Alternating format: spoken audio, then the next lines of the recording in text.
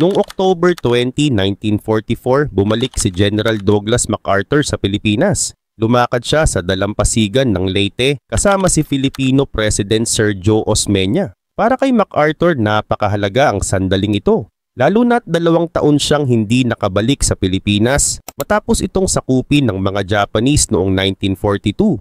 Ipinakita ng mga pahayagan sa Amerika ang litrato niya habang lumulusong sa tubig, o isang simbolo ng kanyang makasaysayang pagbabalik. Pero ang totoo lang, medyo naiinis pa siya noon dahil walang bangkang naghihintay sa kanya nang lumapag siya.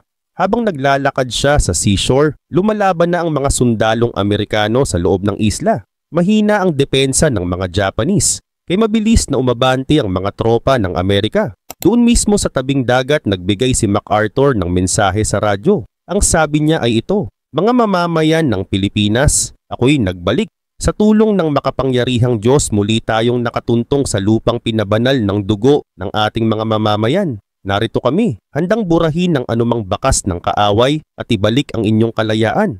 Ngunit kahit nakabalik na siya, malayo pa sa katapusan ng digmaan sa Pilipinas. Inakala ni MacArthur na madali nilang masasakop ang Leyte at ang mahahalagang airport dito. Mula sa Leyte, gusto ng mga Amerikano na sumugod papuntang Luzon para mabawi ang Maynila at ang Clark Field. Isang malaki at mahalagang airport kasi ito para sa mga bomber planes. Bukod sa pansariling ambisyon o karangalan ni MacArthur, gusto rin niyang maging mas malaking bahagi sa mga laban ng mga Amerikano laban sa mga Japanese sa buong rehiyon ng Asia Pacific. Pero nasira ang plano niya dahil sa masamang panahon at sa malakas na pagtutol ng mga Japanese. Ang 6th Army ng Amerika na pinamumunuan ni General Walter Kruger ay mabagal umabante dahil palaging inaatake ng mga eroplano ng Japanese. At dumating pa ang mga dagdag na sundalo ng kalaban mula sa ibang isla para lumaban. Ang commander ng mga Japanese, si General Tomoyuki Yamashita, ay bagong dating mula sa Manchuria. Tinagurian siyang Tiger of Malaya matapos masakop ang Singapore noong 1942. Pero hindi siya masaya sa bago niyang tungkulin sa Pilipinas. Ito pa ang sabi niya: "Dumating na pala ang oras ko. Wala na rin namang magbabago kahit pumunta ako. Panahon ko na siguro para mamatay." Plano sana ni Yamashita na doon sa Luzon ipaglaban ang huling labanan, pero pinilit siya ng mga nakatataas na lumaban muna sa Leyte. Habang dumarating ang mga karagdagang puwersa mula sa iba pang isla, pinili niyang lumaban sa mabundok na bahagi ng Leyte.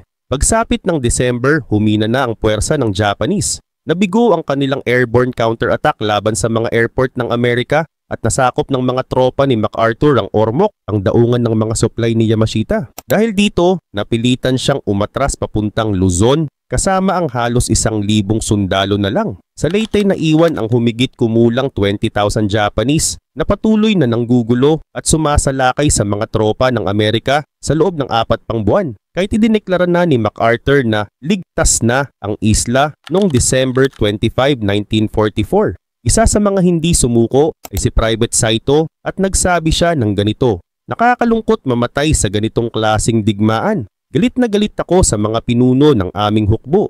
Kailangan kong mabuhay para maikwento ito sa mga tao ng Japan. Dahil ang mga ginawa namin sa China, ngayon ay ginagawa rin sa amin. Alam ko mula pa sa simula, hindi namin ito kayang manalo. Ang pagsakop sa Leyte ay mas mahirap kaysa inasahan, pero nagbigay ito ng daan papuntang Luzon. Noong December 15, sinakop na ng mga Amerikano ang Mindoro para tulungan ng susunod na malaking pag-atake. Makalipas ang ilang araw, tumingin mula sa dagat si MacArthur patungo sa Bataan at Corregidor. Ito ang mga lugar ng matinding pagkatalo ng Amerika noong 1942. Ayon sa kanya, naramdaman ko ang hindi maipaliwanag na lungkot at pangungulila, pero kasabay nito ang taimtim na panata na tapusin ang laban. Sa panig ng Japanese, alam ni Yamashita na mahirap na nilang ipagtanggol ang Maynila. Gusto na sana niyang ideklara itong open city. Ibig sabihin, hindi na nila ito ipaglalaban para maiwasan ang pagdanak ng dugo. Ngunit pinilit siya ng mga opisyal na ipaglaban pa rin ito. Kaya nagsimula ang isa sa pinakamadugong labanan sa kasaysayan ng Pilipinas. Sa kabila ng pagkatalo nila sa Leyte, mayroon pa ring humigit kumulang 260,000 Japanese soldiers sa Luzon na nahati sa 3 pangkat ng hukbo. Ngunit karamihan sa kanila ay hindi sanay sa labanan. Mga kawani lang ng militar na binigyan ng sandata pero kulang sa sasakyan, gamit at komunikasyon. Naniniwala si General MacArthur na mahina na ang Japanese. Kaya iniutos niya kay General Walter Kruger na magsagawa ng mabilisang kampanya mula Lingayen Gulf papuntang Clark Field at Maynila. Batay ito sa ulat ng kanyang intelligence chief na si Charles Willoughby na nagsabing may 152,000 Japanese lang daw sa Luzon. Pero si Kruger, na mas maingat sa laban, hindi kumbinsido. Mas gusto niyang dahan-dahanin ng operasyon kaysa sumugod ng padalos-dalos. Noong January 9, 1945, lumapag ang 6th Army sa Lingayen Gulf. Katulad ng nangyari sa Leyte, mahina ang pagtutol ng kalaban. Makalipas lang ng ilang araw, mahigit 150,000 na sundalong Amerikano ang nakalapag na. Kasama nila ang mga Filipino guerrilla fighters na nagsilbing mga guide, espiya at kakampi sa laban. Habang sumusulong si Kruger, ang kamikaze attacks mula sa mga Japanese pilots ang naging pinakamalaking banta. Ngunit matapos ang ilang araw, tumigil din ang mga ito dahil ubos na halos ang mga eroplano ng Japan. Habang papalapit sa Maynila, maingat pa rin ang pag-abante ni Kruger. Pinagtataboy nila ang mga tangke ng Japanese pero nag-aalala siya na baka may bitag o atake mula sa gilid ng kanilang ruta. Ang kakaibang tahimik na simula ng labanan ay nagdulot ng pagdududa sa ilan sa mga sundalo. Sabi pa nga niya ay ito, "Hindi ko pa rin alam kung tanga ba ang Japanese o masyado lang silang tuso." Pinipilit ni MacArthur si Kruger na gawing mabilis ang pag-usad pero mahirap ang kalupaan. Halos 217 bridge ang nasira sa daan patungong Maynila. Kahit ganon, inaasahan pa rin ni Kruger na matatag ang depensa ng kalaban. Pagsapit ng huling linggo ng January, papalapit na sila sa Clark Field at sa Fort Stotzenburg. Ngunit agad ipinahayag ni MacArthur sa publiko na nasakop na ang lugar, kahit hindi pa ito totoo. Nagreklamo pa ang isang general. Sabi niya, matindi pa rin ang depensa ng Japanese sa Stotzenburg. Bakit sinabi ni General MacArthur na nakuha na namin ito? Tumagal pa ng 5 araw bago tuluyang makuha ang Clark Field at 3 linggo pa bago malinis ang buong paligid. Pagkatapos nito, umatras ang natitirang mga Japanese papunta sa kabundukan. Habang papalapit sa Maynila, nabuo ang 2 flying columns. Mga grupong binubuo ng truck-mounted infantry, tangke at mobile artillery. Layunin nila, madaliin ang paglusob sa Maynila. Kasama ni photographer Carl Maidans ang mga tropa habang sumugod sila. At ito pa nga ang sinabi nila. Minsan sa kalsada kami dumaraan, minsan naman sa palayan at daan ng kalabaw. Halos lahat ng tulay ay sira kaya tinatawid namin ang mga ilog na hanggang dibdib ang tubig. Bitbit ng mga sundalo ang kanilang baril habang hinihila ng mga tangke ang mga truck sa putikan. Noong katapusan ng January 1945, sumali na rin sa labanan si Lieutenant General Robert Eichelberger at ang 8th Army na lumapag sa San Antonio at nasugbu. Opisyal na reconnaissance mission lang ito. Pero binigyan siya ni MacArthur ng pahintulot na ituloy ang paglusob kung kakayanin.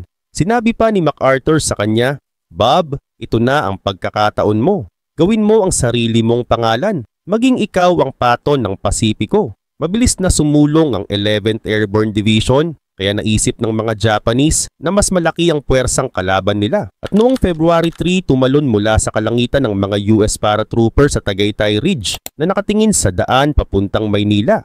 Isa lang sa bawat 3 grupo ang tumama sa tamang lugar. Pero sa tulong ng mga Filipinong sibilyan, nagsama-sama sila muli at nakuha ang Tagaytay Ridge bago matapos ang araw.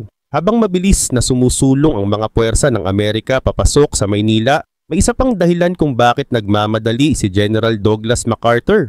Habang papalapit sila, naroon ang mga Japanese prison camps, mga kampong piitan na pinagkulungan ng mga Amerikano at Pilipinong bilanggo ng digmaan simula pa noong 1941 at 1942. Napakahalaga na mailigtas ang mga ito bago pa man makarating ang mga Japanese reinforcements.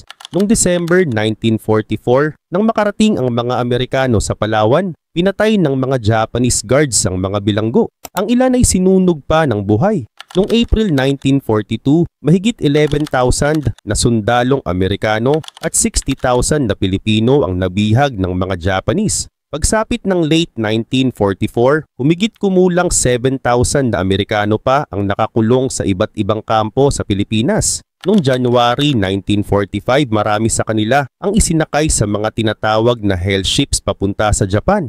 Mga barkong halos walang pagkain, tubig o hangin. Ang mga pinakamatatanda at mahihina lang ang naiwan sa mga kampo.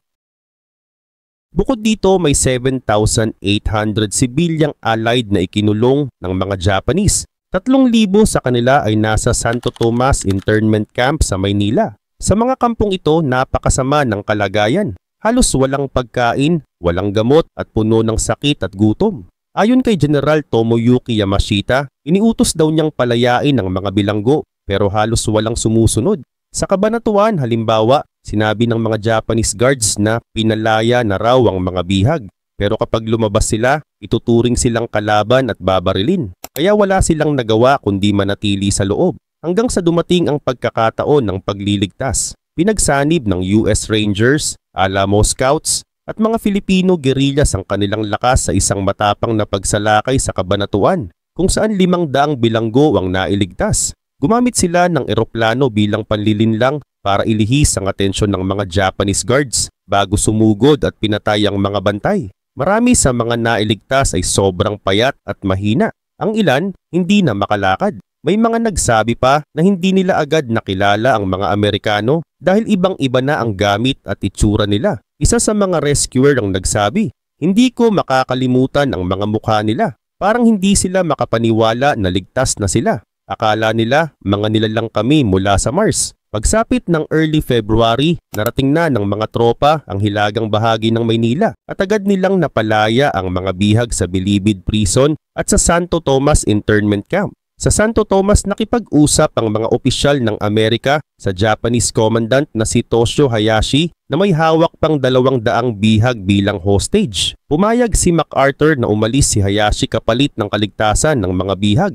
Ayon kay Rupert Wilkinson na 8 years old noon, may mga tumili at nang asar sa mga umaalis na Japanese pero pinatahimik sila ng mga sundalong Amerikano. Ilang blok lang ang layo, biglang nagkagulo ang mga Japanese habang galit na sinusubukang ayusin sila ni Hayashi. Habang papasok sa syudad ang 37th Infantry at 1st Cavalry Divisions, patuloy pa rin sa pagbibigay ng pahayag si MacArthur na malapit nang matapos ang labanan. Plano pa nga niyang isagawa ang Victory Parade, pero ang totoo, malayo pa ito sa katapusan. Ang magiging labanan sa Maynila ay magiging isa sa pinakamadugo at pinakamalungkot na kabanata ng digmaan sa Asya. Noong early 1945, iniutos ni Yamashita na lisanin ng mga Japanese ang Maynila.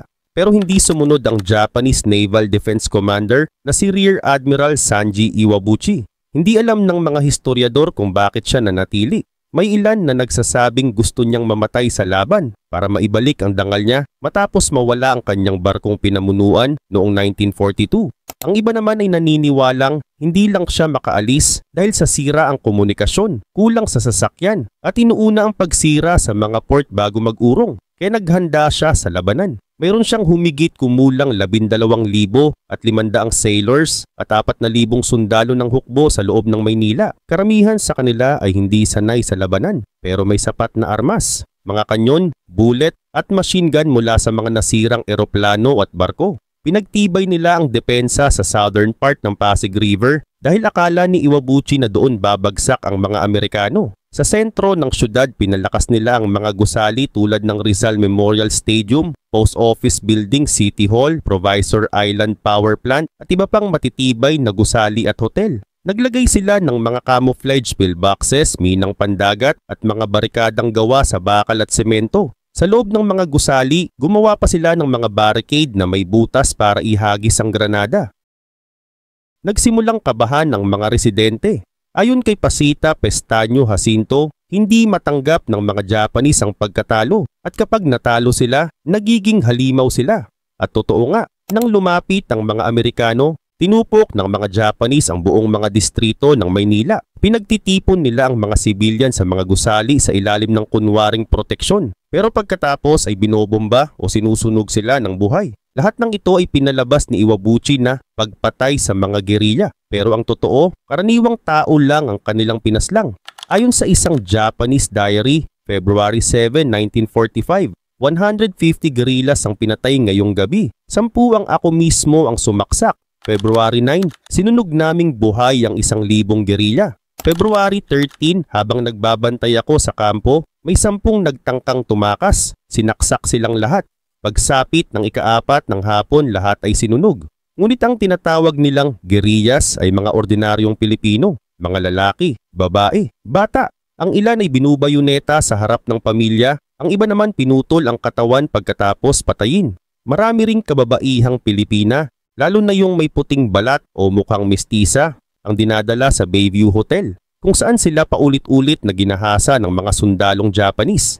Isa sa mga biktima, si Luisa Guevara, ay nagsabi, "Gabi-gabi pareho lang. Kinuha nila ang mga babae buong magdamag, akala ko talaga mamamatay na kami." Habang patuloy ang mga labanan sa mga kalye ng Maynila, humingi ng air support si General Griswold, pero tumanggi si MacArthur. Ayaw niyang bombahin ang lungsod dahil umaasa pa siyang maililigtas ito ng buo. Sa halip, artillery lang ang pinayagan niya. Galit na sinabi ni Griswold, iniisip ni MacArthur na maililigtas pa ang magandang lungsod na ito. Pero hindi niya alam. Gabi-gabi, nagliliyab ang langit habang sinisira ng mga Japanese ang bawat kanto ng Maynila.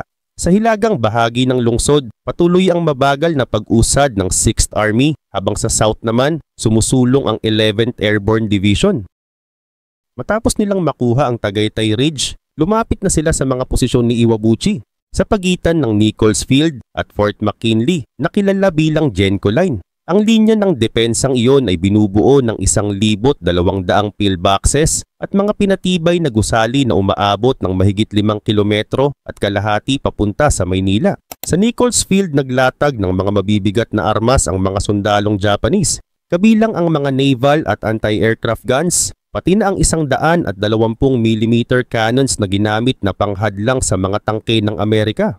Ang problema, walang sapat na mabibigat na armas o artillery ang mga paratroopers ng 11th Airborne, kaya hindi sila makalusot sa matibay na depensa ng kalaban. Nabigo ang pag-asang mabilis na makapasok ng General Robert Eichelberger papuntang Maynila. Noong February 10, inilipat sa ilalim ng 6th Army ang 11th Airborne upang makatanggap ng mas malakas na artillery support, habang ang 1st Cavalry Division ay umikot mula Hilaga upang tulungan ng pagsalakay sa Fort McKinley.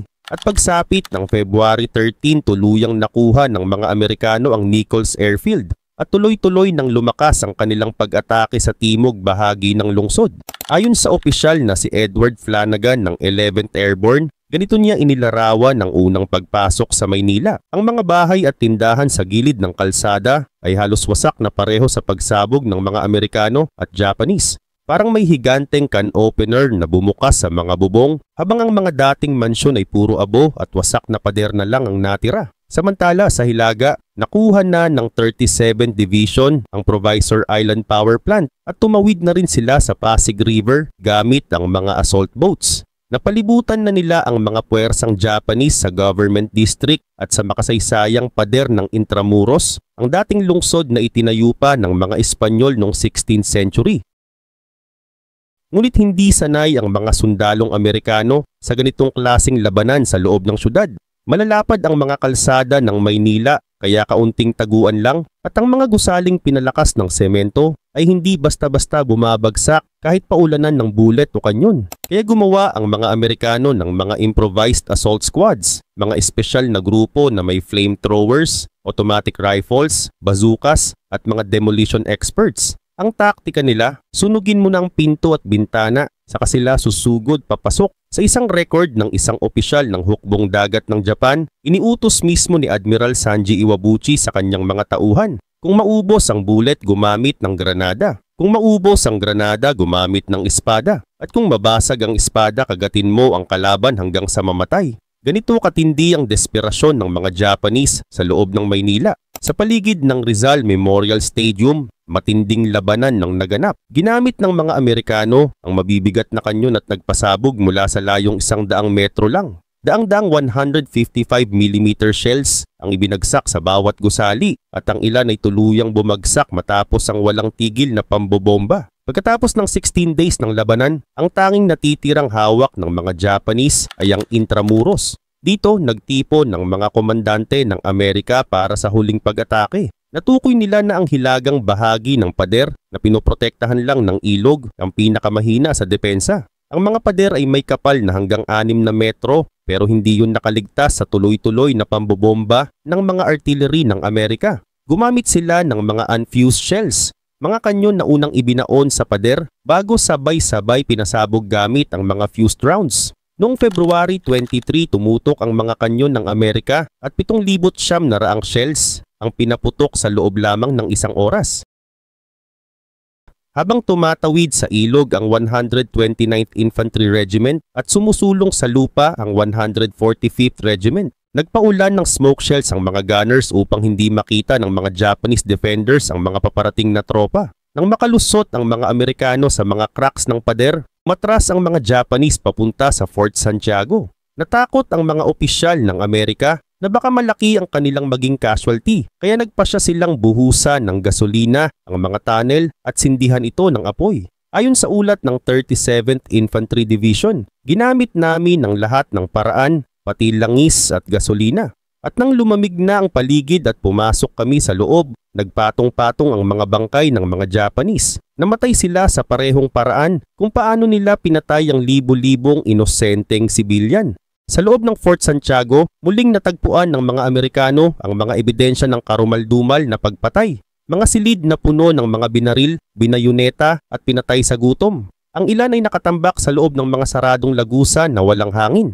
Sa paglipas ng mga araw, unti-unti nang bumagsak ang depensa ng mga Japanese. Ngunit kahit natalo na ang karamihan, patuloy pa ring lumaban ang mga natitirang sundalo sa mga gusali tulad ng Legislative Building, Agricultural Building at Finance Building. Hanggang February 25, pinaniniwalaang nagpakamatay si Admiral Iwabuchi sa loob ng Agricultural Building upang hindi mahuli ng buhay. At pagsapit ng March 3, 1945, opisyal nang idineklara ni General MacArthur na ligtas na ang Maynila. Ngunit ang halaga ng tagumpay ay napakalaki. Sa Battle of Manila na itinuturing na pinakamalaking labanan sa lungsod sa buong Pacific War, halos 1,010 sundalong Amerikano ang namatay at mahigit 5,500 sugatan, halos kalahati mula sa 37th Division.